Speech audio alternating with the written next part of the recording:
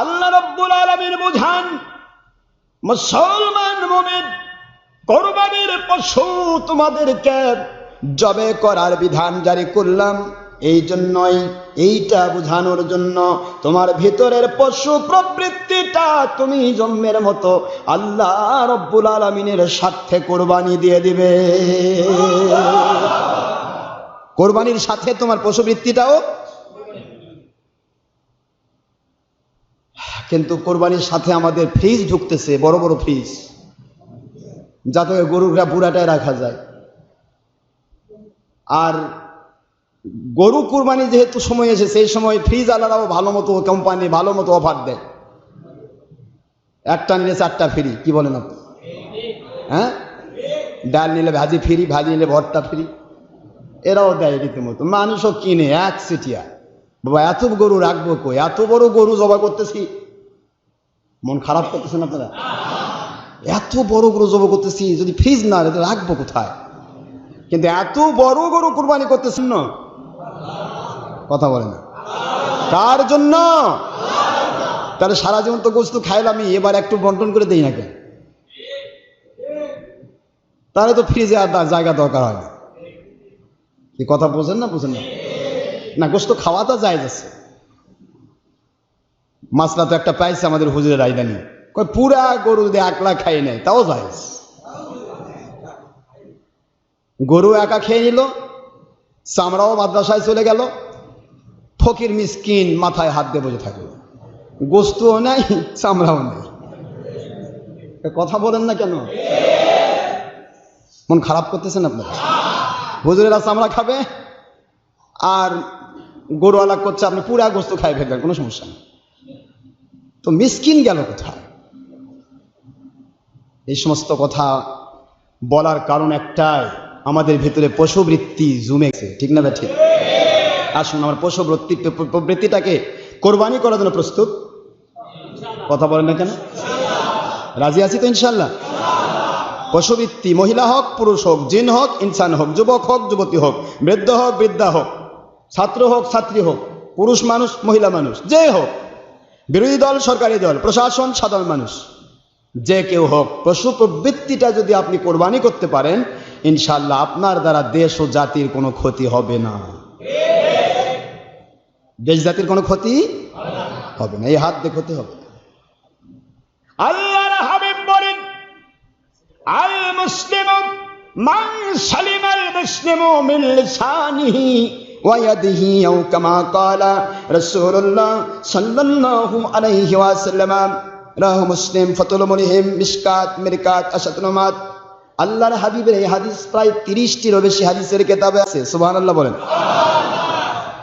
আমার নবী পাক সাল্লাল্লাহু আলাইহি ওয়াসাল্লাম পাক জবান ওয়ারকে ইরশাদ মোবারক করেন, মুসলমান তো ওই ব্যক্তি প্রমাণিত হবে যেই মুসলমানের কাছে মুসলমানের জান মাল নিরাপদ থাকবে।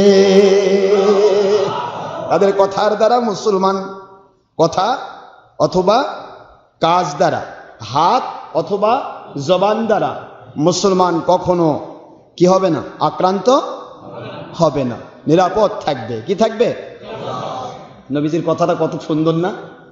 মুসলমান নিরাপদ থাকবে। তবে যারা বেঈমান, ধর্মের লেভেলধারী বেঈমান যারা, তারা কিন্তু আল্লাহওয়ালার কথা থেকে নিরাপদ থাকবে না। আল্লাহওয়ালার কথা বেঈমানের বিরুদ্ধে যাবেই। নবীজি কোথায় মেরে দিলেন হিট, দেখছেন? মুসলমান মুমিন আত্মসমর্পণকারী আল্লাহওয়ালা যারা, তারা মুসলমানের কাছে নিরাপদ। সুবহানাল্লাহ বলবেন না তোরা? তাদের জবান মুসলমানের বিরুদ্ধে যাবে না। এই যে আমরা যে কথাগুলি বলি, আমরা কি মুসলমানের বিরুদ্ধে বলি? মুমিনের বিরুদ্ধে বলি না। মুমিন মুসলমান যিনি, তারা তো আমাদের মাথার তাজ। নামকা অস্তে মুমিন যারা, ধর্মের লেভেলে ইসলামের লেভেলধারী মুমিন যারা, কিন্তু ভিতরে বেঈমানি। ভিতরে কি? বেঈমানি। তারা কি আমাদের কথায় কষ্ট পায় না? তারা বলে যে মানুষের গীবত করে, গীবত, মানুষের গীবত করে, এত জোরে কথা বলে, এত জোরে কথা বলে, জোরে কথা বললে কলজা খুলে যাবার স্যার, এত জোরে কথা বলে। আল্লাহর উল্লাহ তো দূরে দিয়ে কথা কয়, ছোট ছোট কথা বলে। ও আল্লাহর উল্লাহ ছোট কথা বলে, তাহলে আল্লাহর উল্লাহ ওমরের দেশে তো বড় হয়ে গেছে না? হযরত ওমর রাদিয়াল্লাহু আনহুর জলদ গম্ভীর কণ্ঠ শুনলে শয়তান 40 দিন ওনার রাস্তা থেকে পালিয়ে যেত। ওরে বাবা, ওমর আসছে, সুবহানাল্লাহ বলেন না? যার আওয়াজ জলদ গম্ভীর কণ্ঠ হবে মুমিন মুসলমানের ভিতরে, যার ভিতরে হযরত ওমর রাদিয়াল্লাহু তাআলা আনহুর ফয়েজ তাওয়াজ্জু আছে, সুবহানাল্লাহ বলেন। ওমর রাদিয়াল্লাহু তাআলা জজবা, তার জজবা যাবে, তাকে দিয়ে দিন শয়তান ভয় পালাবে। মানব শয়তান তো খালি মনে করবে এই কোত্থেকে আসে, এত কথা বলে কেন? যাক, আমি আপনাদেরকে কষ্ট দিতে চাচ্ছি? কষ্ট দিতে চাচ্ছি না, বলতে চাচ্ছি, বোঝাতে চাচ্ছি। তার পশু কুরবানির সময় আসতেছে সামনে, আমরা পশু কুরবানির আগে নিজের প্রবৃত্তির কুরবানিটা করে ফেলি, কি ঠিক না? রাজি আছেন নাকি? প্রবৃত্তির কুরবানি করবো না? প্রবৃত্তির কুরবানি কি কি এরপরে আমি আসতেছি। পশু কুরবানি নিয়ে অনেক কথা আছে, কোরবানির কথা পরের জুমাতেও বলা যাবে। তবে সামনে যেহেতু আর শুক্রবার পাচ্ছি না আমি, এই আপনার জিলহজ মাসের প্রথম দশক আসর, এই আসর যে প্রথম দশক 10 দিন, এই 10 দিন আমরা 10 দিনের কথা সামনে জুমাতে আর পাবো না। আমাকে এই আজকের জুমাতে এই 10 দিনের কথাগুলি বলে দিতে হবে। মোটামুটি আমাদের কি আমল করতে হবে, কিভাবে চলতে হবে, তাহলে আমরা আল্লাহ এবং আল্লাহ রাসূলের সন্তুষ্টি পাবো, ঠিক না? ঠিক যেরকম। এখন প্রশ্ন হলো, জিলহজ মাসের আমল নিয়ে আলোচনা আজকে। তার আগে আমি বলবো, আমার নবীজি পাক সাল্লাল্লাহু আলাইহি ওয়াসাল্লাম উনি যে আল্লাহর পরিচয় দেখালেন, তবে না আমরা আল্লাহর শুকরিয়া শিখেছি, আল্লাহ পাকের পরিচয় পেয়েছি, কোরআন শরীফ পেয়েছি, হাদিস শরীফ পেয়েছি, নামাজ রোজা হজ জাকাতের নিদর্শন পেয়েছি, জান্নাতের চাবি নামাজ পেয়েছি। এটা কারণ কি? আল্লাহ ইসলাম আল্লাহর পক্ষ থেকে আমাদেরকে শিক্ষা দিয়েছেন, ঠিক না? ঠিক ভাই? তাহলে সেই নবীকে ভুলে গেলে চলবে? নবীজির উপর দরুদ সালাম পড়ার দরকার আছে না নাই? সবাই পড়ুন সাল্লাল্লাহু আলাইহি ওয়াসাল্লাম। দরুদের বহুত ফজিলত। দরুদের ফজিলত যেরকম, দুশ্মন যারা দরুদের বিরোধিতা যারা করে তাদের শাস্তিও অনেক কথা আছে, বলতে চাচ্ছি না, সময় নেই। আমি ছোট্ট করে একটা কথা বলি আজকে। শিফাউল কুলুব কিতাব, শিফাউল কুলুব কিতাব অনেক উন্নত মানের বিখ্যাত একটা কিতাব। এই কিতাবের উদ্ধৃতিতে একটা গল্প এসেছে, বলবো? গল্পটা শিফাউল কুলুব কিতাবে এসেছে এবং এইটাই আবার ইলিয়াস আত্তার রহমতুল্লাহি আলাইহি ওনার কিতাব পূর্বোক্তর 188 পৃষ্ঠায় তুলে ধরেছেন। অনেক কিতাবে আসছে, এটা বিখ্যাত যেগুলি তাসাউফের কিতাব সেগুলিতে এটা পাওয়া যাবে। রাসূল পাক সাল্লাল্লাহু আলাইহি সাল্লাম ওনার মহব্বতে এটা পাওয়া যাবে। শিফাউল কুলুব গ্রন্থের যে লেখক তিনি লিখতেছেন যে তার এলাকায় একটা লোক ইন্তেকাল করল। কি করলেন ভাই? মানুষ মারা যায় না? আমরা মরবো না? না, কি বলেন আপনারা? একদিন কবর দিচ্ছে, তাও হাসাহাসি করতেছে, মনে করো ওই মরবে না কোনোদিন, মরে গেছে, ওই মরছে, ওর মরার টাইম হয়েছে, আমার এখনো টাইম হয়নি, দাদার বয়স পাইনি এখন। কি বলেন আপনারা? অথচ যাকে কবর দিচ্ছে সে তার চেয়েও বয়সে ছোট। কবর দিতে গিয়ে মুসলমানের মন নরম হয় না, দিল নরম হয় না, সেখানেও চিন্তা থাকে, মনে হয় যে এই মরছে, ঠিক আছে, আর মরার সময় হচ্ছে, আমার মরার এখনো সময় আসে। অবশ্য প্রতিদিন আপনার দাড়িগুলি পেকে যাচ্ছে, আমার আল্লাহ কয়, রে প্রতিদিন চিঠি দিচ্ছি, তাড়াতাড়ি ঠিক হয়। দাড়িগুলা কি একদিনে পেকে যায় না? আপনার বোধহয় মন খারাপ করে বসে না, বাড়ি থেকে প্রমিস করে এসেছেন, কথা বলবেন না? দাড়িগুলি কি একদিনে পেকে যায়? দিন যায়, দাড়ি পেকে যায়, কালো চুলগুলি সাদা হয়ে যায়। কিয়ামতের মহাময়দানেতে আমার আল্লাহ রব্বুল আলামিন বলবেন, বান্দারে, আমি আল্লাহ রব্বুল আলামিন তোমাকে বারবার কবরের চিঠি দিয়েছিলাম। কিসের চিঠি? ওই আল্লাহ, চিঠি তো জীবনে একটাও পাইলাম না, চিঠি কোত্থেকে আসলো? আমার মালিক বলবেন, আমার মুসলমান মুমিন, তোমার কাঁচা চুলগুলো নিয়ে মাটি গর্ভ থেকে পৃথিবীতে নাজিল হয়েছিলে, ওই কাঁচা চুলগুলো ঝট করে একদিনে পেকে যায় নাই, এক একটা সময় গেছে পেরিয়ে, আমি আল্লাহ এক একটা চুল পাকিয়ে দিলাম। এই চুলগুলি পাকানোর বিষয় হলো তোমার কাছে আখিরাতের স্মরণ করিয়ে দিয়ে চিঠি প্রদান করা। চুল পেকে যাচ্ছে, সেগুলো তো কলপ দিয়ে আর কালো করে ফেলে দিচ্ছে। না, আমি এখনো বুড়া হইনি, আল্লাহ পাকে দিচ্ছে, এটা আল্লাহ বোধহয় বুঝতে পারেনি। নাউজুবিল্লাহ বলবেন না। আপনার আমার চুল পাকায় কে? একা একা পেকে যায়? পাকায় কে? তো কলপ দেন কেন? কি বোঝাতে চান? আল্লাহ ভুল করছে না? নাউজুবিল্লাহ বলেন না জোরে। কেন কলপ দিচ্ছেন? কি বোঝাতে যাচ্ছে আমরা? আমার আল্লাহ আমার মাথার চুল, আমার দাড়ি পাকায় দিয়ে আল্লাহ ভুল করছে? নাউজুবিল্লাহ মিন যালিক। আমার মালিক বুঝান, তোমার চুল পেকে দিলাম, দাড়ি পেকে দিলাম তোমাকে বরকত দেওয়ার জন্য, একদিকে আখিরাতের স্মরণ করে দেওয়ার জন্য, আরেকদিকে আমি আল্লাহ দাড়ি পাকা মানুষের, ওই চুল পাকা মানুষ যখন আমি আল্লাহর কাছে হাত তুলে কাঁদে রে, আমি আল্লাহ তার দোয়া কবুল না করে পারি না। তোমার মর্যাদা বাড়িয়ে দেওয়ার জন্য আমি পাকায় দিচ্ছি, আর তুমি কাঁচা করতেছো।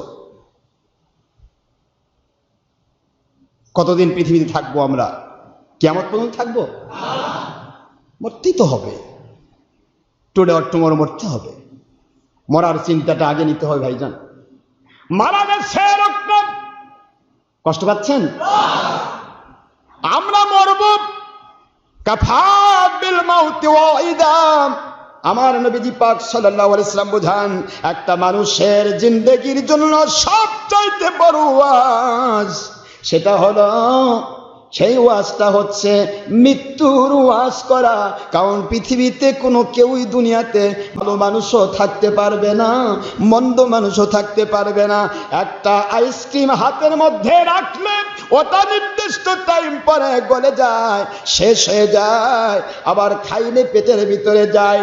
যে কোনো একটা তাকে করতে হবে, খাইলে পেটের মধ্যে যাবে, টাকাটা দিয়ে ক্রয় করাটা সার্থকতা পাবে, আর না খাইলে গলে গলে পড়ে যাবে।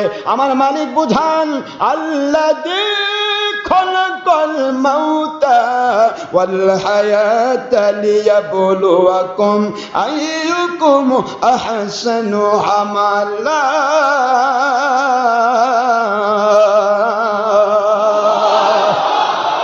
সূরাতুল মুলক 29 পারা প্রথমেই ফার্স্ট পেজ। আমার মালিক বলেন, দুনিয়ার মানুষেরা, আমি আল্লাহ এমন এক মালিক, তোমার মৃত্যুর মুআমালায় তোমাকে হায়াত দান করলাম যাতে তুমি বুঝতে পারো তোমার মালিকের কাছে তোমাকে ফিরতে হবে। পরীক্ষা করার জন্য, কে ভালো করো কে মন্দ করো, কে আল্লাহকে ভুলে যাও শয়তানকে প্রাধান্য দাও, কে শয়তানকে ভুলে যাও লাথি মারো আর আল্লাহকে প্রাধান্য দাও। এই পরীক্ষাটুকু করার জন্যই আমি শয়তান বানাইছি, এই পরীক্ষা করার জন্যই আমি তোমাকে মৃত্যুর মুআমালা দিয়েছি। তাছাড়া আমি তো তোমাকে অনাদিকালের জন্যও তৈরি করতে পারতাম। যেটা বলুন সুবহানাল্লাহ, করলাম না শিক্ষা দেওয়ার জন্য। আমরা তো ভুলে যাচ্ছি দিন। যাক, সময় কিন্তু খুব বেশি হবে না, যার কারণে আমি তাড়াতাড়ি যাই। কষ্ট হচ্ছে না তো আপনাদের? লোকটি মারা গেছে, মনে আছে আপনাদের? মারা গেছে। শিফাউল কুলুব গ্রন্থকার বলেন, ইলিয়াস আত্তার রহমতুল্লাহ আলাইহি তার কিতাবে লিখতেছেন 188 পৃষ্ঠা। কত নম্বর পৃষ্ঠা এটা? পূর্বোক্ত 188 পৃষ্ঠার ভিতরে তিনি লিখতেছেন, লোকটা যখন কবর খোঁড়া হয়, কবর খুঁড়তে যাওয়া হয়, কবর যেখানে খোঁড়া হয় সেখানেই ওই কবরের নিচে পুরা কবর ব্যাপৃত হয়ে একটা সাপ, কালো কুতকুতে একটা সাপ পুরা কবর মিলে থেকে ফনা তুলে চেয়ে থাকে। যারা কবর খোঁড়ে তারা হুড়া করে কবরটা বন্ধ করে দেয়। কবর বন্ধ করে দেওয়ার পর দ্বিতীয় জায়গায় কবর খোঁড়া হলো, দ্বিতীয় জায়গায় আবার ওই কালো কুচকুচে একটা সাপ নতুন করে কবরটা দখল করে রয়েছে, ওইটা বন্ধ করে দেওয়া হলো। তৃতীয় জায়গায় যাওয়া হলো, তৃতীয় জায়গা আবার কবর খোঁড়া হলো, কবরের ভিতরে নতুন করে দেখা গেল ওই একই প্রকার কালো কুৎসিত কদাকার কবরের সমান একটা সাপ ফনা তুলে দাঁড়িয়ে আছে। নাউজুবিল্লাহ পড়ুন। আওয়াজ আসতেছে, মানুষেরা যত কবর খোঁড়ো না কেন, যার জন্য তোমরা কবর খুঁড়তেছ, ওই মানুষটির জন্য যেখানে কবর খুঁড়বে সেখানে এই সাপ তাকে দংশন করবে। আওয়াজ আসতেছে। লোকগুলি বলতেছিল, কেন, কি ব্যাপার, কি কারণ এটা হবে? লোকগুলির আওয়াজের জবাব আসতেছে। আওয়াজ কে দিচ্ছে? আল্লাহর কুদরত যেভাবেই হোক মানুষকে জানাচ্ছে। আওয়াজ আসতেছে, কি কারণে? যে আখেরি রাসূলকে আমি আল্লাহ বড় মায়া করে সৃষ্টি করেছি রে, আমি দয়া করে মহব্বত করে সৃষ্টি করেছি, তার উপরে আমি আল্লাহ নিজেই দুরূদ সালাম পড়ি, রহমতের ফেরেশতারা দুরূদ সালাম পড়ার অর্ডার করেছেন, যারা তাদেরকেও দুরূদ সালাম পড়ার অর্ডার করেছি। এই নির্বোধ এই ব্যক্তি যে মারা যাচ্ছে, এই ব্যক্তিটা আমার নবীজির দরুদ সালামের দুশমন ছিল। আমার নবীর দুশমনকে আমি কবর থেকেই শুরু করব, আমার নবীর দুশমনকে শাস্তি দেওয়া কবর থেকেই শুরু করব। জোরে বলুন নাউজুবিল্লাহ।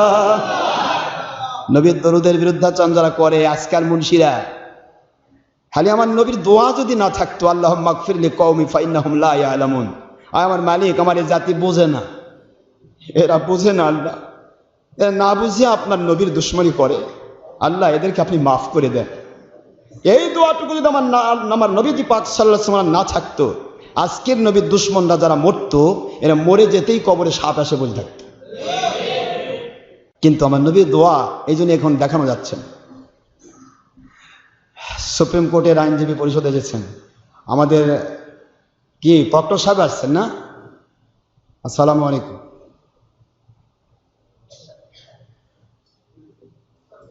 একটু জায়গা দেন, একজনের জন্য জায়গা করে দিলে আল্লাহ পাক তাকে জান্নাতের মধ্যে জায়গা করে দেবে। আপনার মসজিদে এসে জায়গা নিয়ে চিন্তা করেন নাকি? এর আগে কথা হলো কেন? প্রথম ঢুকতে যে একটু কথা পাইলাম। আচ্ছা, ভালো আছেন তো না? সুপ্রিম কোর্টের সবাই ভালো? বস। তো যে কথা বলতেছিলাম, তাহলে নবীর দুশমন এখন আছে না? কিন্তু বোঝা যায় না নবীর দুশমন। হক্কানি, রব্বানি, সারা গাও চুলকানি, বড় বড় আলেম দাবি, হক্কানি রব্বানি আলেম। ডক্টর আশরাফ সিদ্দিকী হক্কানি রব্বানি আলেমদের গাল পারে। আশ্চর্য! দুনিয়ার হারামকে হালাল করে, দুনিয়ার হালালকে হারাম করে, নবীদের দুশমনি করে তোমরা যদি হক্কানি আলেম হও, তাহলে সুর আলেম কারা?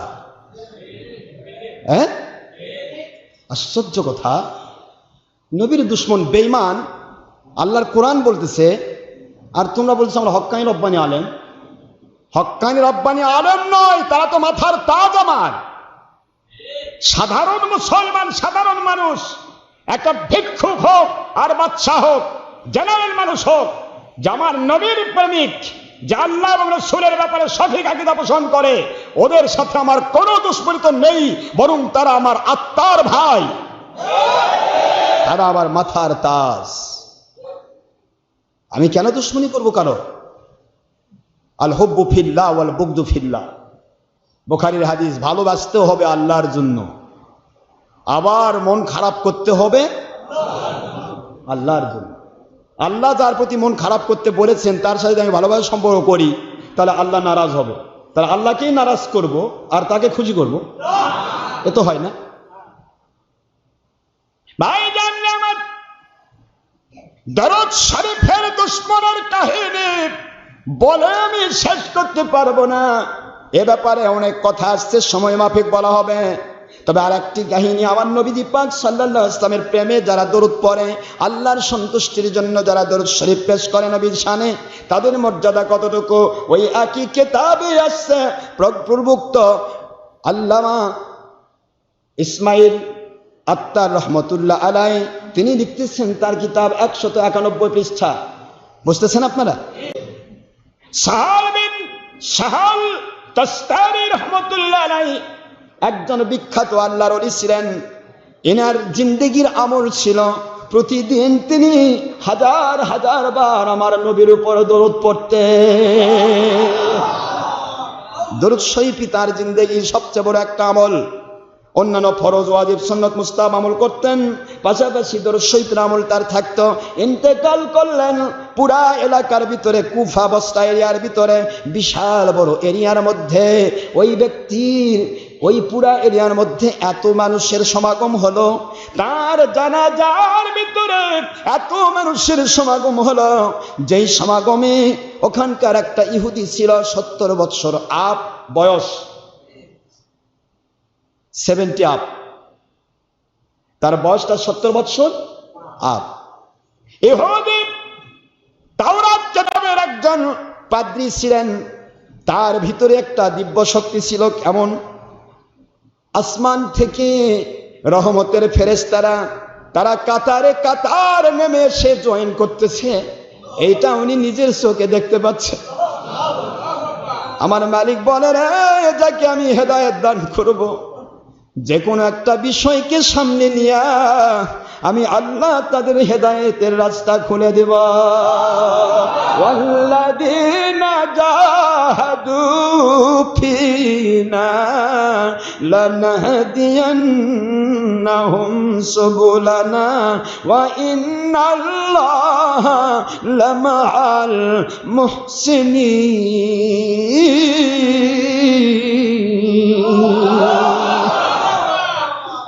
আল্লাহ বলেন, যারা আপ্রাণ চেষ্টা করবে আমি আল্লাহ তাদেরকে হেদায়েতের সকল রাস্তা খুলে দেব। সুবহানাল্লাহ। সূরাতুল আনকাবুতের শেষের আয়াত মনে থাকবে, আল্লাহ বলতেছেন এই কথা। লোকটা নন মুসলিম ছিল, নন মুসলিমকে আমার আল্লাহ পাক নবীর প্রেমিকের মৃত্যুর একটা দৃশ্য দেখায় কলেমা পড়ায় তাকে জান্নাতি বানাচ্ছেন। সুবহানাল্লাহ। নবীর প্রেমিকদের মৃত্যুর দৃশ্য দেখেও মানুষ নন মুসলিম ইমানদার হয়, আর নবীর দুশ্মনদের ওয়াজ শুনে মুসলিম বেঈমান হয়।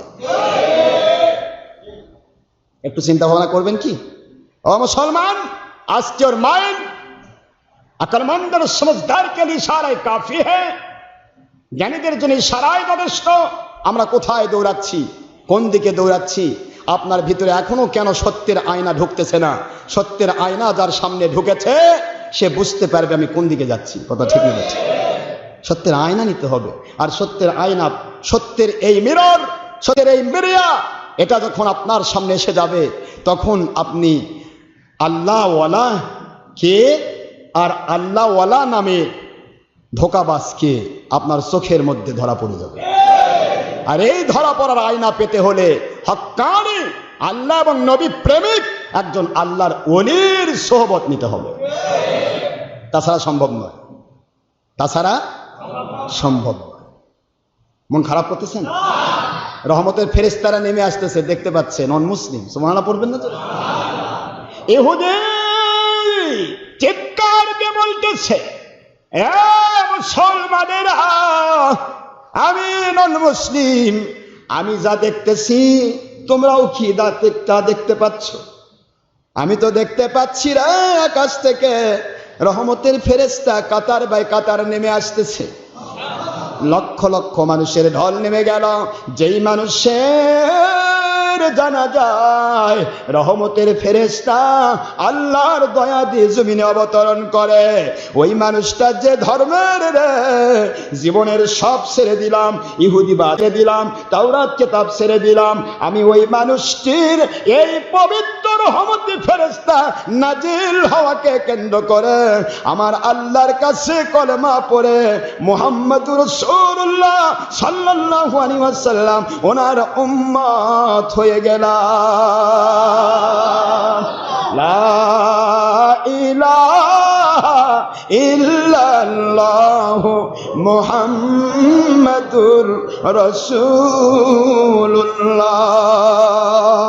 সাল্লাল্লাহু আলাইহি ওয়াসাল্লাম। তাহলে আপনারা কি বুঝলেন? একই জায়গায় একজনের কবরে সাপ আর একজন কবরে না যেতেই তার রহমতের ফেরেশতা নাজিল হচ্ছে। সুবহানাল্লাহ পড়বেন না জোরে? মানুষ তো দুইটাই না, ফেরেশতা দুইটাই তো মানুষ। দুই মানুষের মধ্যে ব্যবধান কত দেখছেন তো? ব্যবধান কত? একই ব্যক্তি তারই একই কে লিখতেছে। শিফাউল কুলুব কিতাব লিখে রাখেন। আর পূর্বোক্ত আপনাদের কষ্ট হচ্ছে নাকি? কষ্ট হচ্ছে না তো? আমি আপনাদেরকে কষ্ট দিতে চাই না ভাই, সময় নেই একটু, শুধুমাত্র আপনারা কষ্ট করে বহু দূর থেকে আসেন, বিভিন্ন ডিস্ট্রিক্ট থেকে আসেন। দেখেন কই ঢাকা আসতে কত ঘন্টা সময় লাগলো? আমার সাথে আপনারা কথা বলেছেন ফজরের সময় যে আমরা গাড়ি ছেড়ে দিয়েছি। কই ঢাকা কোথা থেকে? তাদের এক একটা সময়ের দাম কত? একজন ব্যারিস্টারের সময়ের দাম কত? 5 মিনিট পরামর্শ দিলে হাজার হাজার টাকা কামাই করে। হ্যাঁ, ইউনিভার্সিটি একটা প্রফেসরের দাম কত? একটা নোট তৈরি করলে তার লাখ লাখ টাকা, হাজার হাজার টাকা কামাই হয়। তারা সময় ব্যয় করে এই সকালে ফজরের আগে রওনা দিয়ে কেবল এসে বগুড়া এসে পৌঁছা। কেন? ঢাকাতে বোধহয় মসজিদ নেই না? ঢাকা শহর তো মসজিদের শহর, মসজিদের শহর ঢাকা। আমার নবীজি পাক সাল্লাল্লাহু আলাইহি ওয়াসাল্লাম ওনার পবিত্র হাদিস শরীফ, বুখারী শরীফ, মুসলিম শরীফ, মিশকাতের 1388, তারপরে মিশকাতের 699, 701, 705। আমার নবীজি পাক সাল্লাল্লাহু আলাইহি ওয়াসাল্লাম বলেন, আল্লাহর সন্তুষ্টির জন্য যারা আল্লাহকে পাওয়ার আশায় সত্যের সন্ধানে যখন নামাজের জন্য বের হয়ে যায়, ওদের প্রত্যেক কদমের বিনিময় 1 বৎসরের নফল নামাজ রোজার সওয়াব দান করা হয়।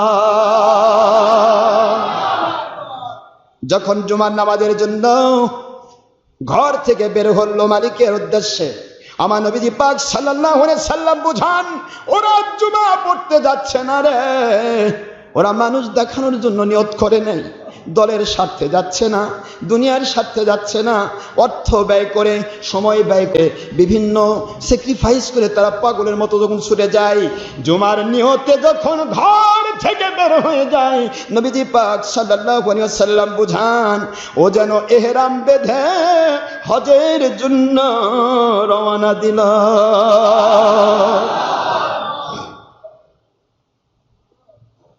আল্লাহর কাছে যত স্যাক্রিফাইস করবেন তার তত মূল্য আল্লাহ বাড়াই দেবেন। আমরা বুঝতে পারি না ভাইজান, শুধু দুশ্মনী করি। দুশ্মনী কি? মহল্লার মসজিদ ছাড়ে অত দূর যাওয়া লাগবে? মহল্লা মসজিদের হক নাই? যে বলতেছে সে আবার 3 চিল্লার মুরব্বী।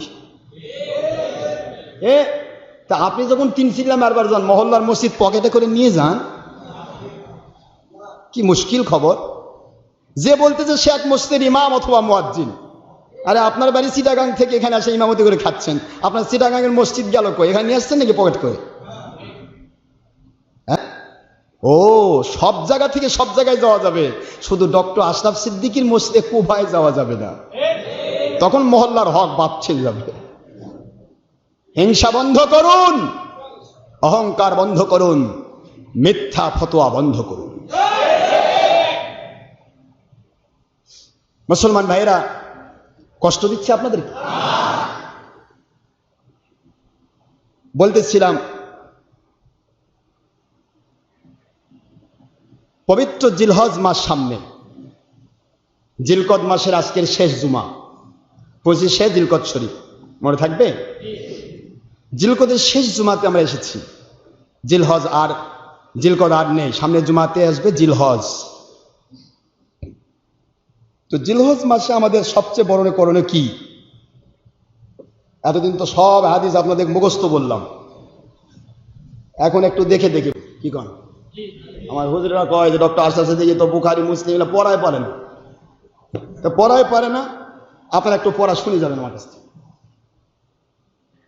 আজকে নিয়ে এসেছি আমি কিতাব মিশকাত আরবি ভলিউম, আগামী জুমাতে নিয়ে আসবো আল্লাহ রহমত করলে বুখারী আর মুসলিম, যে নবীজি পাক সাল্লাল্লাহু আলাইহি ওয়াসাল্লাম গরু কোরবানি নিজে করেছেন, আর গরুতে কয় ভাগে করা যাবে এই সমস্ত বিষয় নিয়ে, এবং কোরবানির ভিতরে কত ফজিলত আছে, এই সমস্ত বিষয় নিয়ে ডাইরেক্ট আমি মুসলিম শরীফ এবং সহিহ বুখারী থেকে আমি আপনাদেরকে দেখাবো ইনশাআল্লাহ।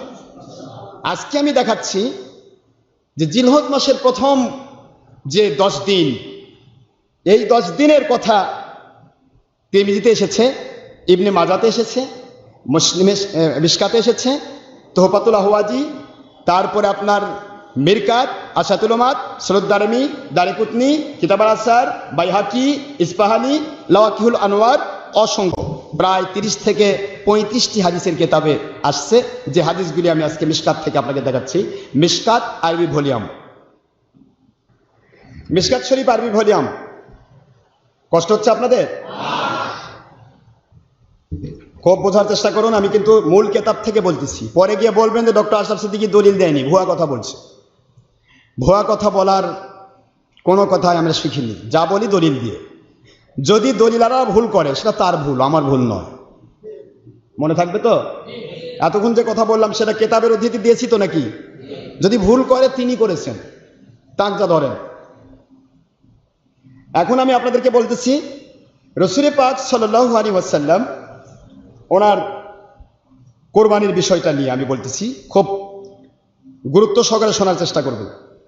কোরবানির সামনে কয়েকটা দিন, এই সামনে যে কোরবানির প্রথম জিলহজ মাসের প্রথম 1 তারিখ থেকে 10 জিলহজ পর্যন্ত, 1 থেকে 10 জিলহজ পর্যন্ত এইটার ফজিলতটা কি এইটা আমি আগে বলে দিই, কারণ এটা আমাদের জরুরি। কারণ সামনে জুমাতে এটা বলার সুযোগ থাকবে না। এটা আমি বলতেছি মিশকাত শরীফের, বুঝতে পারতেছেন? দেখা যাচ্ছে তো নাকি? মিশকাত শরীফ ভলিউম তো নাকি? মিশকাত শরীফের 128 পৃষ্ঠা। কত? 128 পৃষ্ঠা। হাদিস শরীফ ইবনে মাজার হাদিস, তিরমিজি শরীফের হাদিস। মিশকাত শরীফ তো কোটেশন গ্রন্থ। মিশকাত শরীফের এখানে হাদিস শরীফের গ্রন্থ হচ্ছে 1471 নম্বর হাদিস। কত? 1471 নম্বর হাদিস। পৃষ্ঠা কত মূল কেতাবের? 128। শুনুন।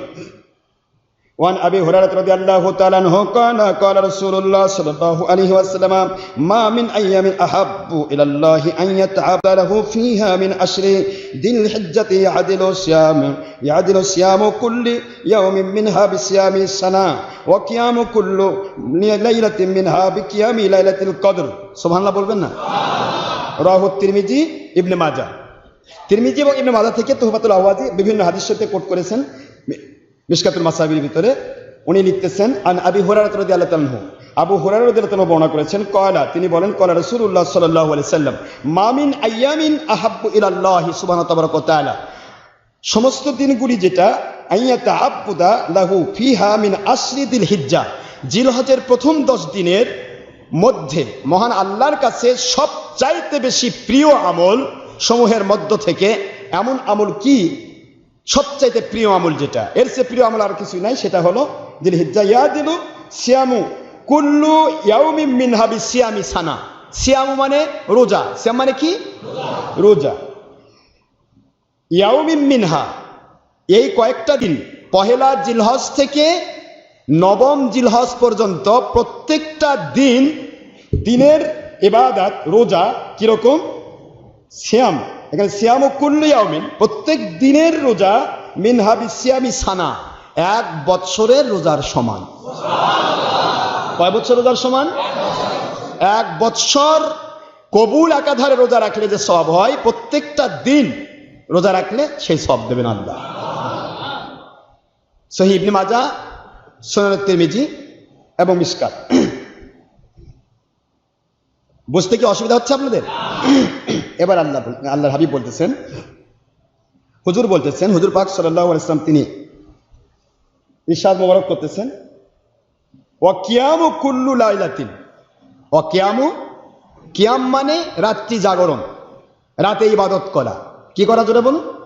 নামাজ পড়া, কোরআন শরীফ তেলাওয়াত করা, জিকির ফিকির করা, দুরূদ সালাম পড়া, এক কথায় রাত্রি জাগরণের জন্য উদ্দেশ্যে যে ইবাদত করে একে কিয়ামুল লাইল বলা হয়। তাহাজ্জুদকেও কিয়ামুল লাইল বলা হয়, তারাবিকেও কিয়ামুল লাইল বলা হয়। এক একটা ধারা এক এক রকম। কথা কি বুঝতে পেরেছেন? এখানে কিয়ামুল লাইল বলতে রাত্রি জাগরণ করে আল্লাহর সন্তুষ্টির জন্য ইবাদত করা, এটা কিয়ামুল লাইল বলা হয়। তো এখানে বলা হচ্ছে ওয়া কিয়ামু কুল্লু লাইলাতিন মিনহা, এই 10 দিনের প্রত্যেক রাতের ইবাদত, বিকিয়ামি লাইলাতিল কদর, লাইলাতুল কদরের সমান প্রতি রাতের মর্যাদা।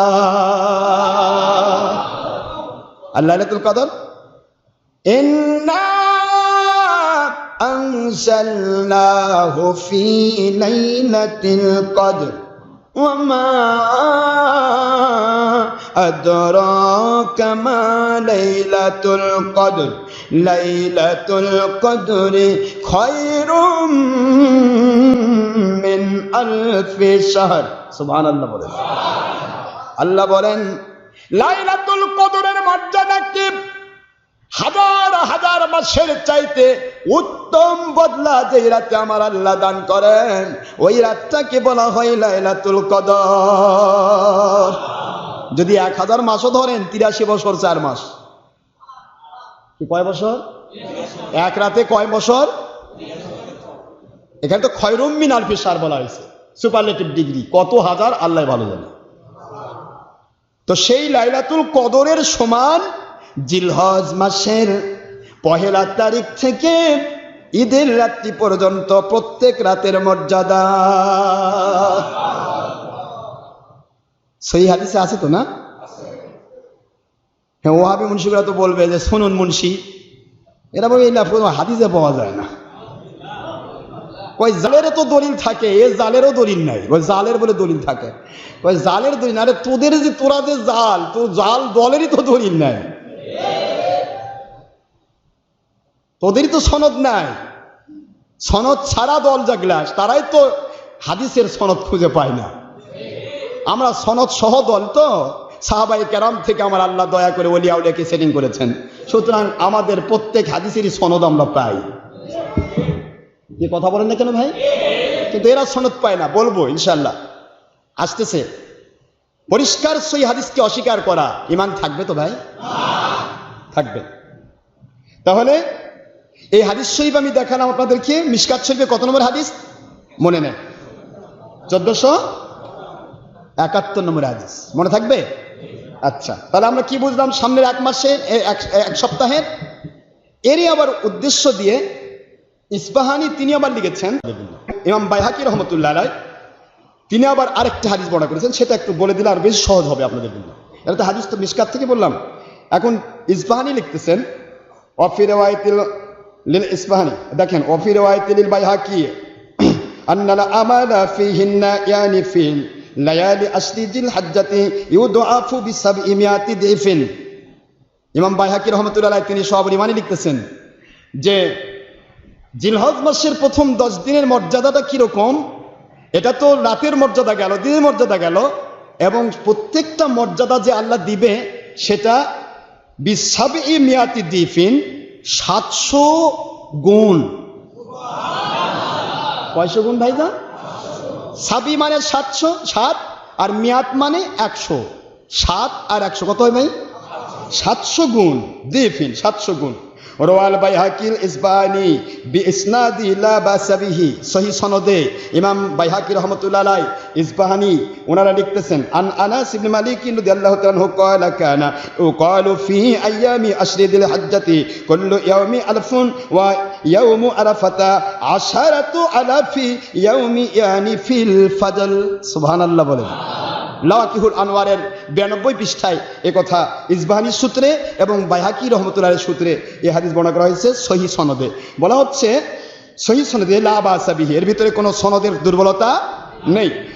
বলা হচ্ছে আনাস ইবনে মালিক বর্ণনা করেছেন ক্বালা কানা ইউকালু ফি আইয়ামি আশরি জিল হজ্জা, জিলহজ মাসের প্রথম 10 দিন বলতে যা বোঝানো হয় সেটা হলো 9 তারিখের পূর্ব পর্যন্ত, প্রথম থেকে 8ই জিলহজ পর্যন্ত, কুল্লু ইয়াউমিন আলফুন, প্রথম থেকে 8ই জিলহজ পর্যন্ত প্রত্যেক রাত্রি 1000 রাতের সমান। সুবহানাল্লাহ বলেন। আলফুন ওই যে কদরের সমান, বুঝতে পারতেছেন নাকি আপনারা? কদর মানে কমের পক্ষে 1000, আর খয়রুন মানে সুপারলেটিভ, 1000 চেয়ে অনেক অনেক গুণ। এখন কত গুণ মালিক ভালো জানে, আমরা বলি হাজার হাজার। কি জোরে বলুন? তো 1000 প্রত্যেক রাতের মর্যাদা কত? 1000।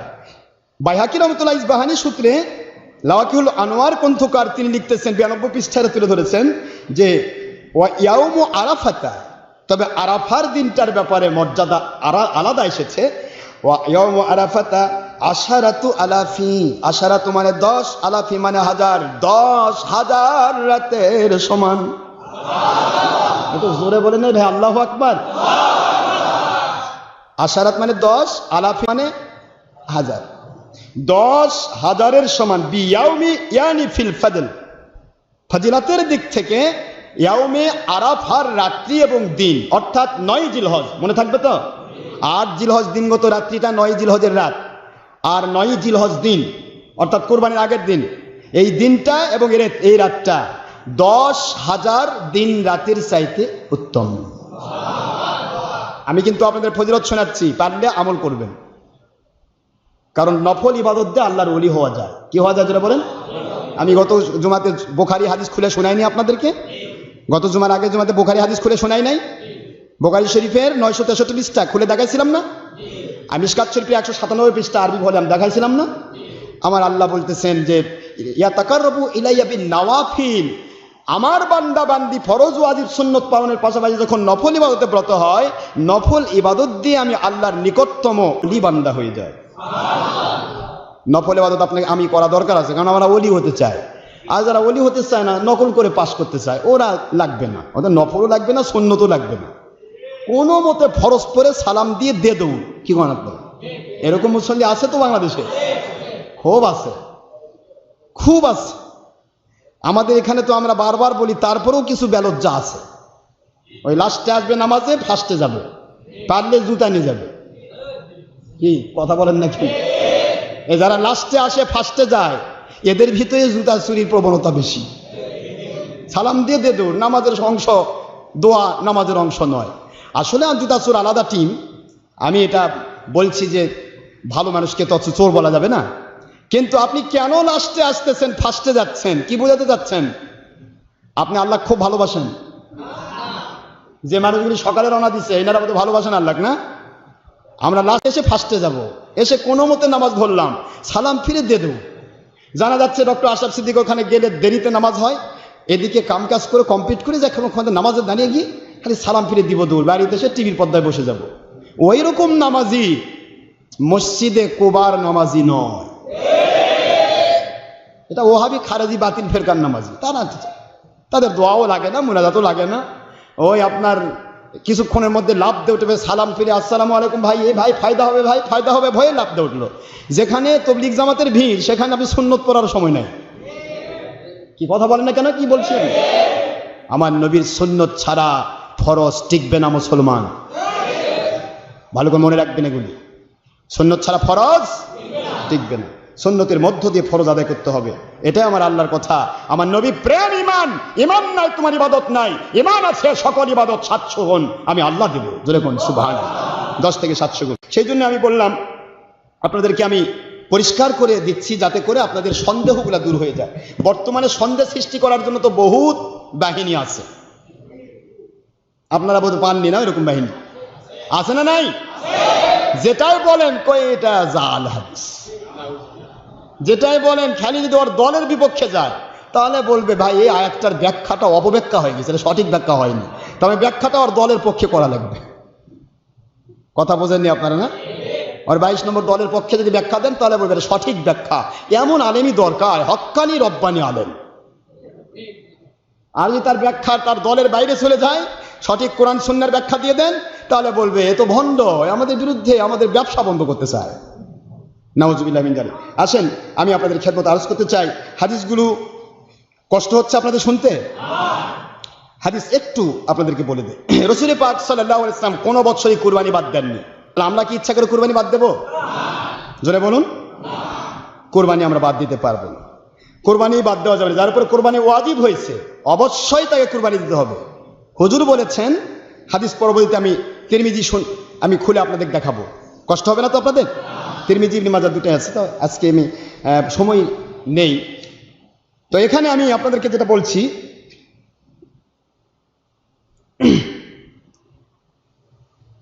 আমরা কোরবানি করব, কোরবানির বিষয়ে আল্লাহর হাবিব বলেন, তিরমিজিতে আসছে, ইবনে মাজাহতেও আসছে, মিশকাতেও আসছে। হুজুর বলেন, যেই ব্যক্তির কোরবানির সামর্থ্য আছে, এরপরেও যদি কোরবানি না করে, এরপরে কোরবানি, ফালাম ইয়াহদুর মুসাল্লানা, সে যেন আমার ঈদের মাঠে না আসে। নাউজুবিল্লাহ বলে। তার মানে কি বুঝলেন? আল্লাহর হাবিব ঈদে যাইতে নিষেধ করলেন? ঈদে যাইতে নিষেধ করলেন না, বরং কোরবানি দিতে কি উৎসাহিত করলেন, ফোর্স দিলেন যে আপনি কোরবানি করবেন। কারণ জীবনে বহুত টাকা ব্যয় করেছেন বিভিন্ন পথে, কোরবানিতে কয় টাকা লাগে? কোরবানিটা আল্লাহর সন্তুষ্টির জন্য করেন।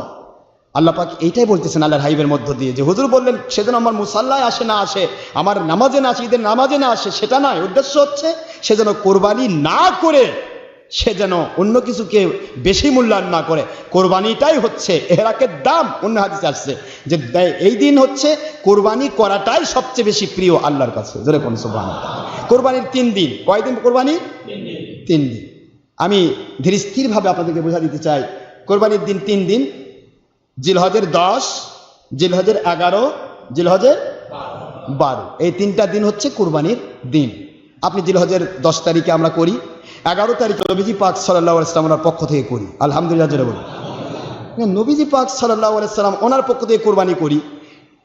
তো আমরা কেন কোরবানি করি এটা জানা দরকার আছে। আচ্ছা, আল্লাহর হাবিব যদি উম্মতের পক্ষ থেকে কোরবানি করে, তাহলে উম্মত বোধহয় নবীর চেয়েও দামি না? হ্যাঁ, আমার নবীজি উম্মতের পক্ষ থেকে কোরবানি করতেন। এখন আমরা উম্মত, নবী আমাদের ভুললেন না, আমরা কি করে ভুলবো? এই জন্য ওয়াজিব কুরবানির পাশাপাশি যদি সম্ভব হয়, একটা করে ভাগ দিয়ে 1000 টাকা দিয়ে আমার নবীর পক্ষে একটা কুরবানি করার জন্য আমরা একটা চিন্তা করি, তাহলে কি হবে? নবীজি খুশি হবেন। আর নবীজি পাক সাল্লাল্লাহু আলাইহি ওয়াসাল্লাম যদি খুশি হন, আমার আল্লাহ রব্বুল আলামিন তাকে খুশি হয়ে জান্নাত দিয়ে দিবেন। আমার আল্লাহ নবীকে খুশি করতে গিয়ে তিনি কত কাজ করেছেন, এগুলো তো আপনারা পড়েছেন, 1000 বার আমি বলেছি। এক কেবলা, যা সকল যুগের কেবলা, বাইতুল মুকাদ্দাস, আমার নবীজিকে খুশি করার জন্য কাবাকে আল্লাহ কেবলা বানিয়ে দিলেন। তাও আল্লাহ কোরআনে ঘোষণা দিয়ে দিলেন। ঘোষণা দিতে গিয়ে যদি আল্লাহ বলতেন, নবী গো আমি খুশি, আমার খুশির জন্য আপনার কাবাকে কেবলা বানিয়ে দিচ্ছি, তাও একটা কাজ হতো। আল্লাহ বলেন, আমি আল্লাহ রব্বুল আলামিন ফালানুওয়াল্লিয়ান্নাকা কিবলাতান তারদাহা, আমি আপনার সন্তুষ্টিপূর্ণ কেবলার দিকে আপনাকে ঘুরাই দিলাম। আমার নবীকে খুশি করার জন্য আল্লাহ অনেক পরীক্ষা করেছে। আর নবীকে খুশি করে মহব্বত করে আল্লাহ পাক দরুদ পেশ করেন। আল্লাহর দরুদ পাওয়া দরকার কি? আল্লাহর দরুদ না পেলে ওদের গুনাহ হবে নাকি? নাউজুবিল্লাহ বলেন। আল্লাহর কি ইবাদত আছে নাকি? আল্লাহ তো নবীর স্রষ্টা, খলিক, মালিক, রব। আমার নবী পাক সাল্লাল্লাহু আলাইহি ওয়াসাল্লামকে সৃষ্টি করেছেন আল্লাহ পাক, তাহলে সে আল্লাহ নবীর উপর দরুদ পড়েন কেন? আল্লাহ বলেছেন, আমি দরুদ পেশ করি আমার নবী মহব্বত করে। জোরে বলুন সুবহানাল্লাহ। আমি প্রমাণ দিতে চাই, কিয়ামত পর্যন্ত দুনিয়ার মানুষেরা আমার নবীর প্রেমের প্রধান নিদর্শন ইমানদারের কাছে দরুদ ও সালাম। এই প্রমাণ দেওয়ার জন্য সূরা আহজাবের 56 নম্বর আয়াতের প্রথমেই আমার আল্লাহ বলে, নিশ্চয় আমি দরুদ পেশ করি। আল্লাহ কয়, আমি কেন পড়বো? আমার দরকারটা কি? আমি করি তোমাদের দেখাতে চাই আমি আমার নবীকে ভালোবাসি। ভালোবাসার নিদর্শন দরুদ সালাম। আর সেই দরুদ সালামের দুশ্মনী যেভাবেই করুক কেউ, আমরা তাদেরকে কখনোই বন্ধু বানাতে পারবো না। আপনি দরুদ পড়েন আর না পড়েন, মিলাদ পড়েন আর না পড়েন, আমার কোনো আপত্তি নাই। I have no objection about it matter. অনেক মানুষ ফরজ ইবাদতই করছে না, আমি কি করবো? তাকে মাথায় বাড়ি দেবো? কিন্তু আপনি পড়েন না পড়ুন আপনার ব্যক্তিগত দলীয় সমস্যা, কিন্তু আপনি দুশ্মনী করলে পড়া যাবে না, পড়তে যাবে না, বেদাত হবে, শিরক হবে, এ ধরনের কথা যখনই বলবেন সূরা আহজাবের 56 নম্বর অস্বীকারী কাফির ফতোয়া দিব আপনাকে।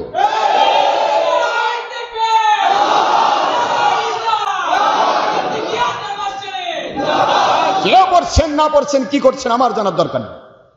ইবাদত আপনি করতে পারেন না পারেন, সেটা আপনার ব্যক্তিগত ব্যাপার। কিন্তু আমি করি কেন? আমরা দলিল ভিত্তিক করি। আপনি দলিল খণ্ডনও করতে পারছেন না, আবার যা ইচ্ছা তাই বলে যাচ্ছেন। এটা কখনো আমরা গ্রহণ করার সুযোগ নেই। যখনই বলবেন নবীর যুগে ছিল না, আমি তখনই বলবো নবীর যুগে আপনিও ছিলেন না, আপনার আব্বাও ছিল না, আপনার দাদাও ছিল না, আপনার পরদাদাও ছিল না। আপনি বেদাতির বাচ্চা, বেদাতি। আপনি কেন বলছেন কি ছিল আর কি ছিল না? সবই তো ছিল, সবই আছে, সবই থাকবে, ঠিক না ব্যাঠি? কিন্তু আপনি থাকবেন না, আমি থাকবো না। আপনি ছিলেন না, আমি ছিলাম না, কথা ঠিক না ব্যাঠি? মুসলমান বোঝার চেষ্টা করবেন। আমি ওই দিকে যাচ্ছি না, দরুদের দিকে যাচ্ছি না। তো রাসূল পাক সাল্লাল্লাহু আলাইহি ওয়াসাল্লাম উনি কোরবানি করেছেন উম্মতের পক্ষ থেকে। সেই হাদিসটা আমি এখনই খুলবো ইনশাআল্লাহ, মূল হাদিস থেকে বলবো। তো এখানে আমি মিশকাত থেকে যে কথাটা বলতে চাচ্ছি, যে রাসূল পাক সাল্লাল্লাহু আলাইহি ওয়াসাল্লামের এক সাহাবী বললেন, ইয়া রাসূলুল্লাহ, এখানে যে হাদিসটা আমি বলতেছি, এখানে عن عبد الله بن عمرو رضي الله عنه قال قال رسول الله صلى الله عليه وسلم أمرت بيوم الأضحى أعبد جعله الله لهذا الأمة আল্লাহর হাবিব বলেন এই দিনে আমি ইবাদত করার জন্য আল্লাহর পক্ষ থেকে আদিষ্ট হয়েছি। কোন দিন? ঈদের দিন। সুবহানাল্লাহ পড়বেন না তোরা? আর এইটা আমার উম্মতের জন্য ঈদ ঘোষণা দেওয়া হয়েছে। এটা আমার উম্মতের জন্য ঈদ ঘোষণা দেওয়া হয়েছে।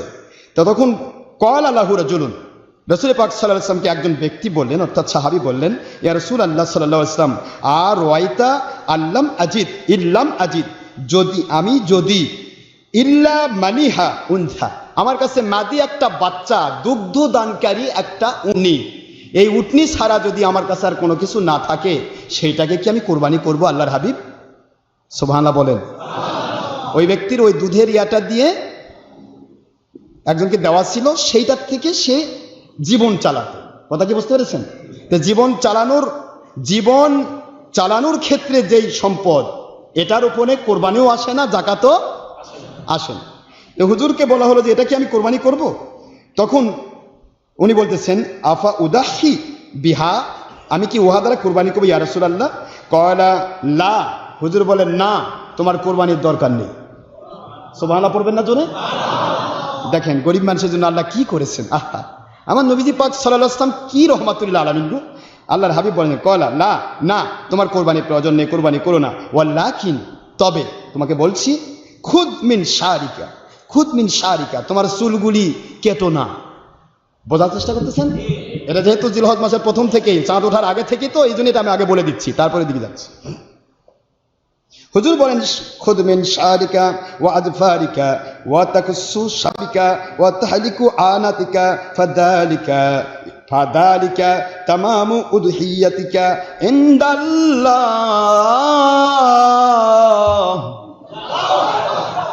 সুবহানাল্লাহ। আল্লাহর হাবিব বলেন জিলহজ মাসের চাঁদ ওঠার পূর্ব থেকে জিলহজের ওই 10 তারিখ কোরবানির দিন পর্যন্ত তোমরা গরিব যারা, যাদের উপরে কোরবানি ওয়াজিব নয়, কোরবানি ওয়াজিব হয় নাই, এমন মানুষগুলো তোমাদের নখর কেটো না। নখ বোঝেন নাকি? নখ আজফার, নখ কেটো না, চুল কেটো না, মুছ কেটো না। 10 দিনের আগ থেকে কেটে, অর্থাৎ আজকে বৃহস্পতিবারের 1 তারিখ যদি হয়, আপনি মঙ্গলবারে সব কেটে ঠিক করে নেবেন। কি কথা কি বুঝতেছেন নাকি? এখানে সব বলতে বুঝে নেবেন, প্লাস মাইনাস করে। আবার 40-এর উপর যান না, নাভির নিচে, মনে থাকবে তো নাকি?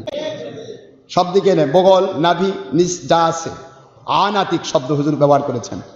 তো আমি বলতেছিলাম সব, হুজুর বলেন এগুলি আগে কেটে নিও, আর এই 10 দিন আর কেটো না।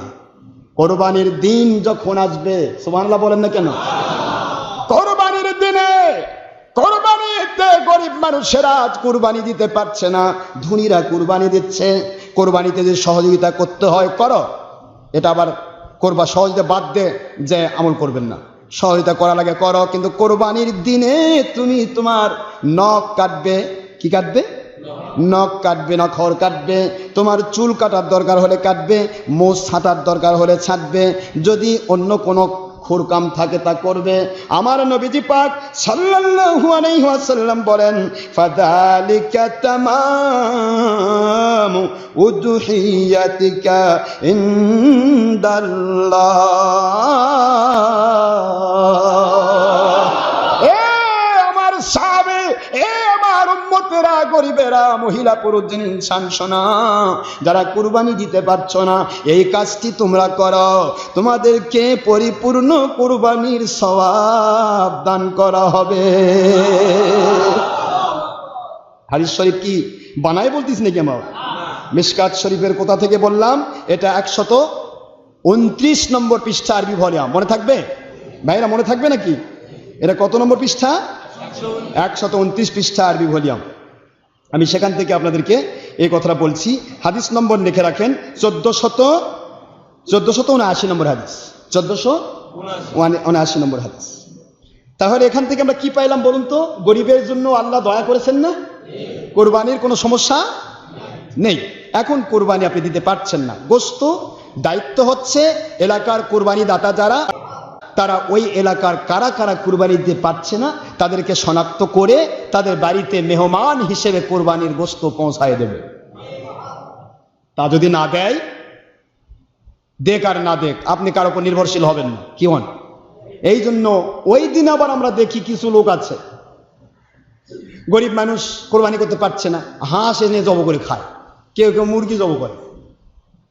এরকমও দেখা যায়। গ্রাম বাংলা অনেক মানুষ বোঝে না যে গোস্ত সোলবলা কি খাবে বলে, মানুষ যদি নাই দেয় তাহলে আমার তো খাইতে হবে। কি? কিন্তু সকল ফতোয়ার কেতাব, আকাইদের কেতাব, এটা ওই ওহাবি খারিজির কেতাবেও আছে যে এই আইয়ামের নাহার 3 দিন। কয়দিন ভাই? বলে না কয়দিন? 10, 11, 12 জিলহজ। এই 3 দিন কোনো পাখি জবহ করা এটা মজুসিদের নিয়ম, কাফের মুশরিকের নিয়ম। ওই দিন আমরা প্রাণী জব করি আর ওরা পাখি জব করে। নাউজুবিল্লাহ করবেন না জোরে? যেহেতু হাদিসে আছে মান তাশাব্বাহা বিকওমিন ফাহুয়া মিনহুম, যে জাতের অনুসরণ করে তার সাথে তার হাসর হয়, তার সে অন্তর্ভুক্ত হয়ে যায়। এই জন্য এই 3 দিন পাখি জব করা হারাম, নিষিদ্ধ, মজুসিদের আমল। এই জন্য এটা আমরা করতে বলি না, করতে দেই না। কি কথা কি বুঝতে পেরেছেন? যদি পাখির গোশত খেতেই হয় ওই 3 দিনের আগে মুরগি, হাঁস যা ইচ্ছা জব করে নেবেন। কথা কি বুঝতে পেরেছেন নাকি?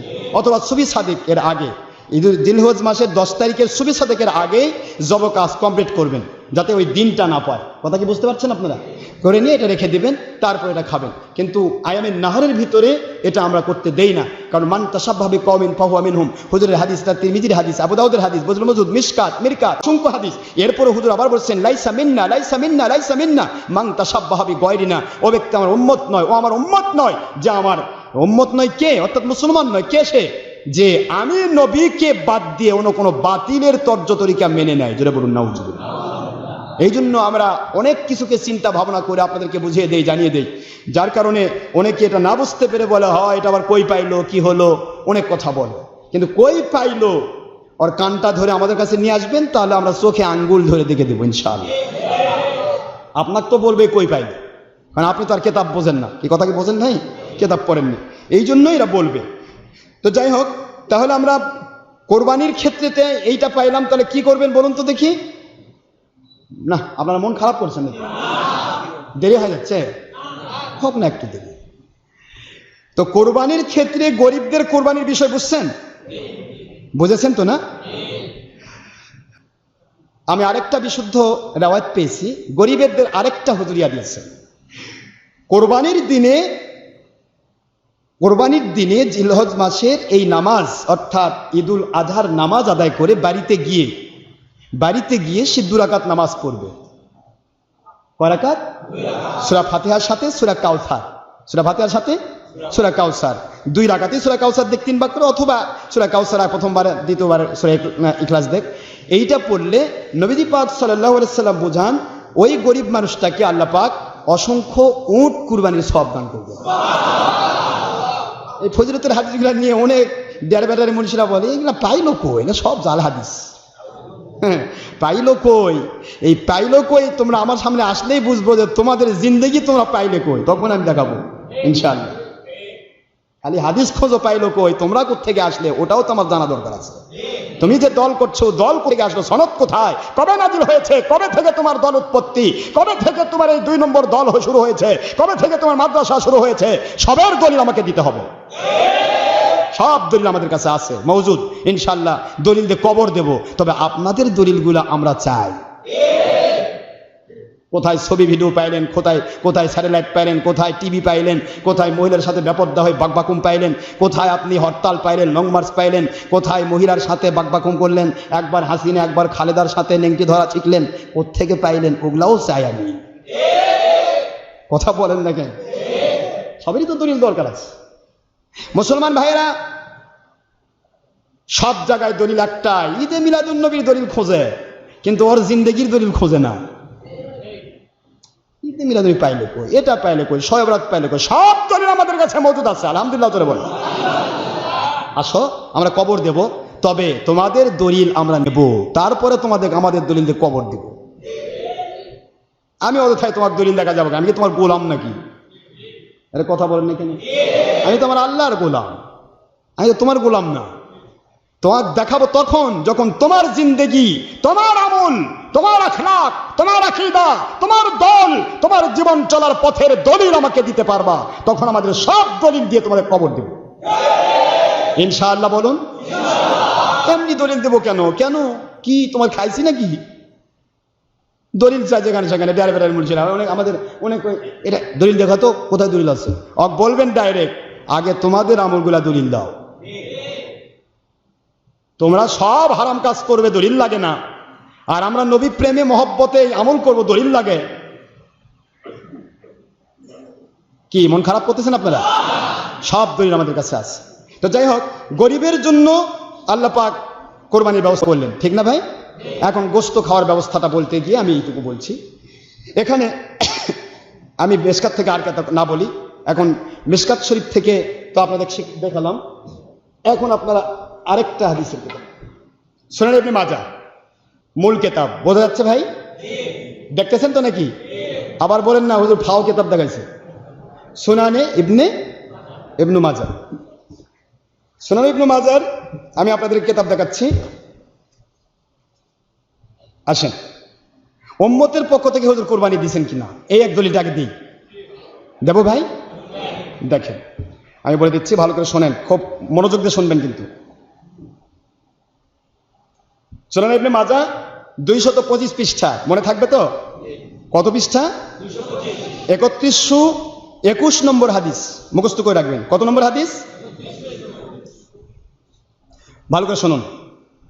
حدثنا هشام ابن عمار رضي الله رحمة الله عليه قال حدثنا إسماعيل ابن عياش رحمة الله عليه قال حدثنا محمد ابن إسحاق رحمة الله عليه قال عن يزيد ابن أبي حبيب رحمة الله عليه عن أبي عياش رحمة الله عن أبي عياش الزركي رحمة الله عليه عن جابر ابن عبد الله رضي الله تعالى عنه قال ضحى رسول الله صلى الله عليه وسلم ইয়াউমি ঈদি বিকাফশাইন, সুবহানাল্লাহ জোরে বলেন, বিকাফশাইন ফাকালা হিনা ওয়াজহিমা, যখন তিনি, এখানে আমি উত্তর পরে দিচ্ছি, হিনা ওয়াজহিমা ইন্নী ওয়াজ্জাহতু ওয়াজহিয়া লিল্লাযী ফাতারাস সামাওয়াতি ওয়াল আরদা হানিফা ওয়া মা আনা মিন হানিফাম মুসলিমা ওয়া মা আনা মিনাল মুশরিকিন ইন্না সালাতি ওয়া নুসুকি ওয়া মাহইয়ায়া ওয়া মামাতি লিল্লাহি রাব্বিল আলামিন লা শারীকা লাহু ওয়া বিযালিকা উমিরতু ওয়া আনা আউয়ালুল মুসলিমিন আল্লাহুম্মা মিনকা ওয়া লাকা আন মুহাম্মাদিন ওয়া উম্মাতিহি।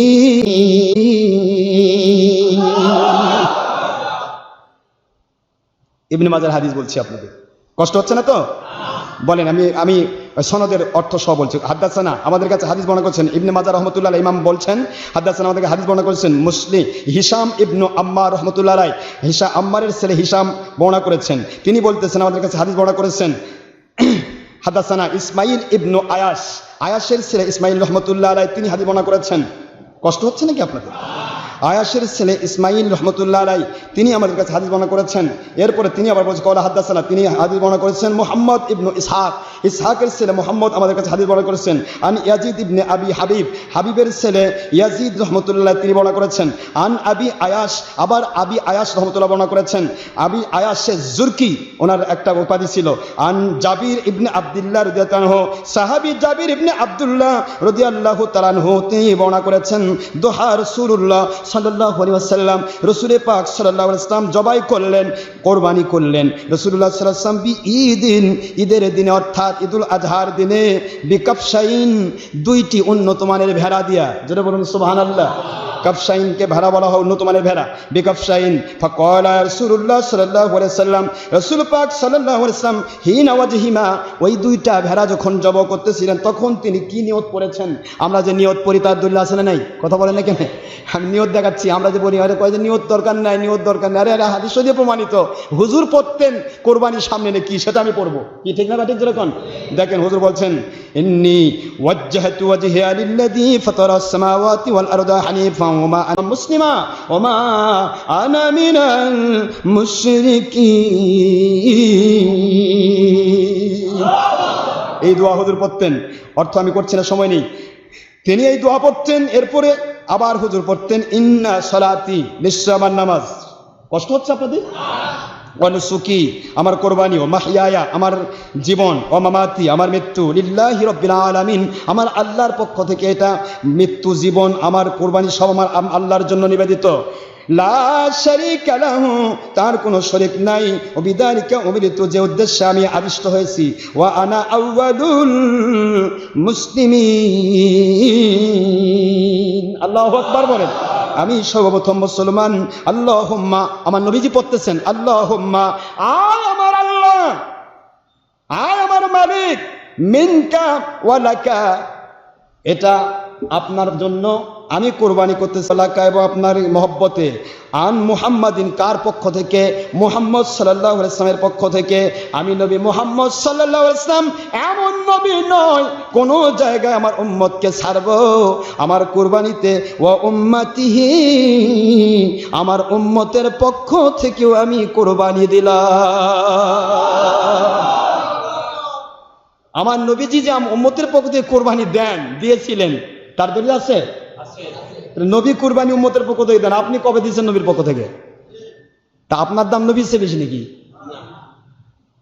গুনাহগার, খাকাকার, রিয়াকার উম্মাহ, তার জন্য নবীজি কোরবানি করতেছেন, আবার আল্লাহর কাছে সঁপে দিচ্ছেন, আল্লাহুম্মা, আমার মালিক, আমার এবং আমার উম্মতের পক্ষ থেকে আপনার সন্তুষ্টির জন্য আপনার নামে কোরবানি। সুবহানাল্লাহ পড়বেন না জোরে? তাহলে নবী কুরবানি করছেন উম্মতের পক্ষ থেকে, নবীজি পাক সাল্লাল্লাহু আলাইহি সাল্লাম। আর আমরা যদি নবীর পক্ষ থেকে কুরবানি করি, ডের ব্যাটারি মুন্সিরা ফতোয়া দেয়, কই এটা আবার পাইলো কো? পাওয়া লাগে না তো।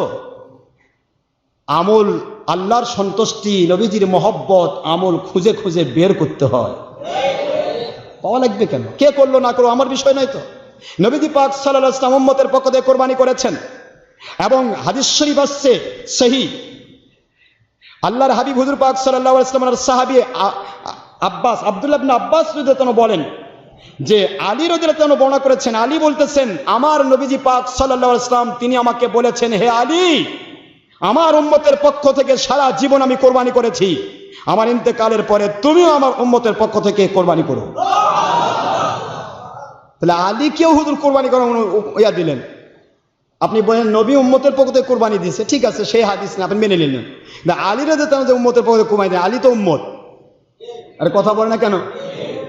আমি আপনাদের খেদমতে বলবো, নবীজি পাক সাল্লাল্লাহু আলাইহি ওয়াসাল্লাম বুঝাইছেন, আমি আমার উম্মতকে কোথাও, আরে ভাই কথা বলেন না কেন, আমি আমার উম্মতকে কোথাও ভুলি নাই। সাকারাতে মাউতের কি যে যন্ত্রণা, পড়েন না, সাকারাতে মাউতের কি যে যন্ত্রণা, সাত সাগরের পানি দিলেও তৃষ্ণা মিটবে না, কাউসারের পানি দিলেন শাহে মদিনা, কাউসারের পানি দিলেন শাহে মদিনা, ভালো যদি বাঁচতে হয় নবীকে বাসুন, ভালো যদি নবী তারানে ওয়ালা, নবী বাঁচানে ওয়ালা, নবী তারানে ওয়ালা, নবী বাঁচানে ওয়ালা, আল্লাহর আদেশে নবী জাহান্নাম থেকে বাঁচানে ওয়ালা, আল্লাহর আদেশে নবী কিয়ামতের বিপদ থেকে সুপারিশওয়ালা, আল্লাহর আদেশে নবী গুনাহগার থেকে সুপারিশের মধ্যে তরানিওয়ালা, ভালো যদি বাঁচতে হয় নবীকে বাসুন, ভালো যদি কষ্ট হয়নি কেন? কার ভালোবাসা? জোরে বলুন কার? নবীর ভালোবাসা ঈমান কোরআন পাকে কয়, নবীর ভালোবাসা ঈমান বুখারী ৭১ পৃষ্ঠা কয়, নবীর দুশমনি বেঈমান সূরা বাকারা ৯৮ আয়াত কয়, ওই নবীজির প্রেমে সবাই, ওই নবীজির প্রেমে সবাই জীবন দিয়ে দিন, ভালো যদি বাঁচতে হয় নবীকে বাসুন, ভালো যদি পুলসিরাতের পারে নবী দাঁড়িয়ে থাকবে, মিজানের পাল্লার কাছে দাঁড়িয়ে থাকবেন, কিয়ামতের ময়দানে তিনি সিজদায় থাকিবেন, মিলাদ পড়া উম্মতদের পার করিবেন, সুন্নত মানা উম্মতদের পার করিবেন। আল্লাহু আকবার। আল্লাহর পরে শ্রেষ্ঠ আমার, আল্লাহর পরে শ্রেষ্ঠ আমার, মাখলুকাতের শ্রেষ্ঠ আমার নবীকে জানুন, ভালো যদি বাঁচতে হয় নবীকে বাসুন, ভালো যদি একবার যদি নবীর দিদার নসিব হয়ে যায়, জাহান্নামের আগুন তাকে দেখিয়া পালা। ইমানের হালে একবার যদি নবীর দিদার নসিব হয়ে যায়, জাহান্নাম হারাম হয়ে জান্নাত ওয়াজিব হয়। নবী উম্মতের দিদার দিয়ে, পাগলদের দিদার দিয়ে, উম্মতের দিদার দিয়ে ধন্য করিবেন, ভালো যদি বাঁচতে হয় ভালো যদি বাঁচতে হয় নবীকে বাসুন, নবী তরানিওয়ালা, নবী বাঁচানিওয়ালা। আল্লাহর দেশে নবী জাহান্নাম থেকে বাঁচানিওয়ালা, আল্লাহর দেশে নবী কিয়ামতের বিপদ থেকে তরানিওয়ালা। ভালোবাসা দিতেই হবে নবীজিকে দিন, ভালোবাসা। আল্লাহু আকবার। তাহলে নবীর ভালোবাসা দরকার আছে। আমার নবী কোথাও ছাড়েননি, আপনি কেমনে ছাড়বেন? এই জন্য আমরা এখান থেকে প্রতি বৎসর নবীজির পক্ষ থেকে কোরবানি করি 11 তারিখে। আপনারা যদি সম্ভব হয় রেডি, না হলে দরকার নেই, কাউকে আমি জোর করবো না, জুলুম নেই। আমি গুনাহগার, আমার পক্ষ থেকে আমি করে থাকি। আমার সাথে কেউ শরীক হন, গতবার কয়েকবার আপনারা শরীক হয়েছেন, গতবার প্রায় 13টা না 14টা কোরবানি গরু কোরবানি করা হয়েছে না? আমার নবীজির পক্ষ থেকে 13 থেকে 14টা কোরবানি করা হয়েছে গরু। আপনারা মহব্বত করেছেন, আল্লাহর হাবিবের মহব্বতে যদি কেউ শরীক হতে চান সেখানে শরীক হবেন, 1000 টাকা করে দেবেন। আর গরিব মানুষের কথা যেটা বললাম, যারা কোরবানি করতে পারবে না, ওই দিন হাঁস মুরগি জবে না করে সে 1000 টাকা অ্যাটেন্ডেন্স দিয়ে আল্লাহর হাবিবের পক্ষ থেকে কোরবানিতেও শরীক হলো, আবার গোস্তটাও সে ওই দিন আল্লাহ পাকের মহব্বতে পেয়ে গেল। আর নবীর পক্ষ থেকে যে কোরবানি দেওয়া হয়, ওই কোরবানির গোস্ত ফকির আর বাদশা সবার জন্য সমান। কারণ নবীর পক্ষ থেকে যে কোরবানি দেওয়া হয়, এটা আমার নবীজির উম্মত হিসাবে সবাই সমানভাবে খাবে। সুবহানাল্লাহ পড়বেন না চলে? আপনি যে কেউ খেতে পারেন, যে কেউ নেবেন, সমস্যা নেই। আপনার ওয়াজিব কুরবানি আলাদাভাবে আদায় করবেন, এর পাশাপাশি নবীর পক্ষ থেকে দিতে পারেন। দিতে পারছেন না, সে ব্যক্তি 1000 দিয়ে অংশগ্রহণ করতে পারেন। সব কয়টা মিলে এক জায়গায় করে, কারো পক্ষ থেকে নয়, পক্ষ থেকে মিন মুহাম্মাদুর রাসূলুল্লাহ সাল্লাল্লাহু আলাইহি ওয়াসাল্লাম বিসমিল্লাহি আল্লাহু আকবার। আমার নবীজির পক্ষ থেকে আমার আল্লাহর নামে আমি কুরবানি দেব। কি ঠিক আছে না ভাই? যদি রেডি থাকেন, সম্ভব হয়, আপনারা অংশগ্রহণ করবেন। তাতে আমাদের এখানে কোনো ব্যবসা নিয়ে আবার চিন্তা করে হতে হতে ব্যবসা করে, যার ভাগের গোস্ত তিনি নিজে নিয়ে যাবেন, না হলে বলবেন, সেটা ফকির মিসকিন, গরিব মিসকিনকে বন্টন করে দেওয়া হবে।